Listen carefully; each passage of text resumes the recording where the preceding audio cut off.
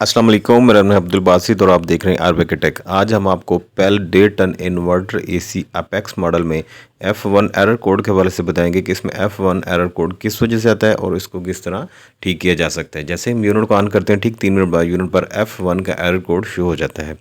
F1 का error code basically outer unit में जो पीसीबी कार्ड में ख़राबी की सूरत में आता है। आउटर यूनिट के पीसीबी कार्ड में जो पीसीबी कार्ड में एसएमडीज बहुत छोटे से लगे होते हैं, पॉइंट्स लगे होते हैं। एसएमडी ख़राब होने की वजह से यूनिट पे F1 का एरर कोड शो हो रहा है।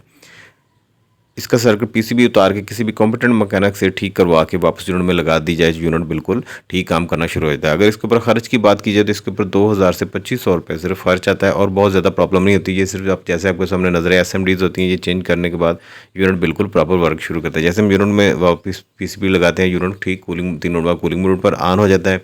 उम्मीद है आपको इस मुख्तसर सी वीडियो में सीखने के लिए बहुत कुछ मिला होगा। मेरे चैनल को लाइक और सब्सक्राइब ज़रूर कीजिएगा। अल्लाह हाफिज़।